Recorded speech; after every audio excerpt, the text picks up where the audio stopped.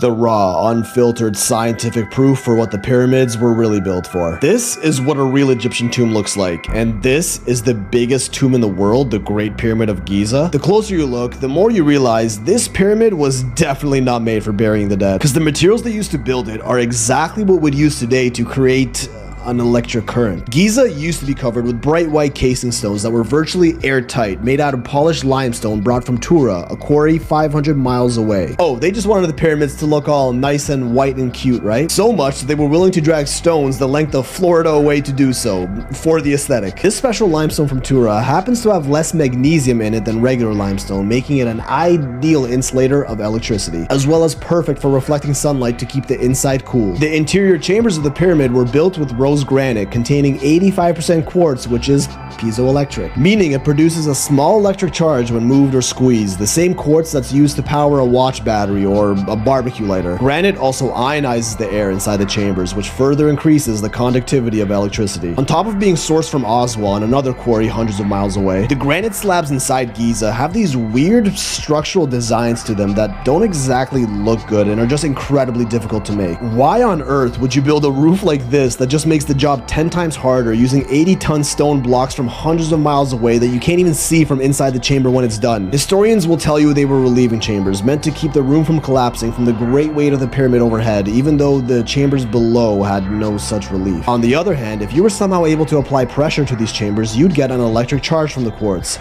A lot of it. But electricity can't just exist if we want to utilize it for energy. It needs to get directed through something in order for us to make use of it, an electric current. Copper is often used in wires to do just that.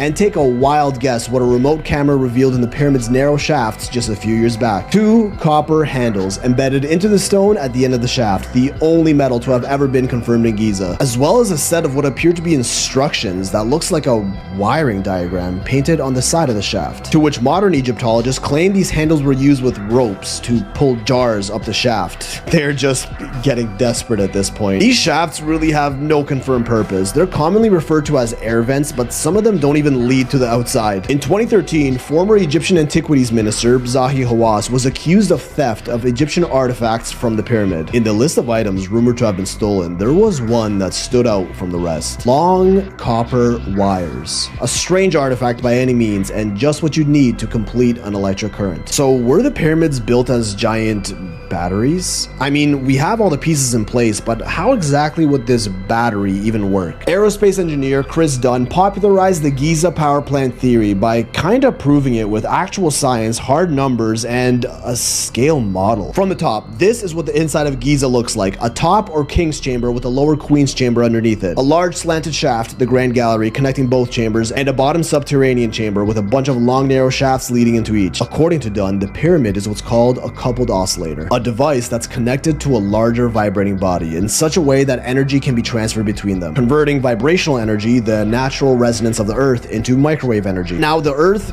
it vibrates, producing frequencies in the form of natural underground seismic activity, the Schumann resonances in Earth's electromagnetic fields, as well as the movement of water in key locations just below Earth's surface, which also creates vibrational frequencies. The entire process starts in the subterranean chamber, which was built directly above underground aquifers with powerful flowing water right under the pyramids. A convenient location for the perfect coincidence theory. It's said that the flowing water and possibly even seismic activity of the Earth would create vibrational waves that resonate throughout the pyramid. Vibrational waves that would be maximized at the center of mass of any object, and Giza just so happens to sit at the center of landmass of the world. Coincidence. Now the real kicker was when traces of zinc and hydrochloric acid were found in the shafts leading into the Queen's Chamber. Dunn suggests that some ancient form of these two chemicals were poured down the shafts and mixed together in the chamber, which would trigger a chemical reaction, one that releases hydrogen gas, a proven process using the exact trace chemicals that were found in the shafts. The gas would travel from the Queen's Chamber through the Grand Gallery and up into the King's Chamber, while the pressure of the gas compresses the granite quartz and creates piezoelectricity, another proven process. Vibrations from below would trigger resonators in the Grand Gallery, which it was believed that 27 acoustic devices were placed in the empty slots that can be found here. The compressed quartz would create the spark for the vibrations to energize the hydrogen atoms into a microwave energy beam, which would reach the King's Chamber through this 4.8 times 8.4 inch watertight shaft cut into the granite. Conveniently, the perfect size for the hydrogen microwave wavelength at 21 centimeters, and the exact dimensions of what we'd call a waveguide today, a structure that guides the transmission of energy waves in one direction. And let me remind you, granite is harder than steel. Cutting a shaft like this is damn near impossible with known ancient technology, and definitely not something they do for fun. These microwaves would further resonate in the king's chamber, which was tuned to a very specific frequency using those layers of stones in the roof. Remember those incredibly difficult stones above the chamber?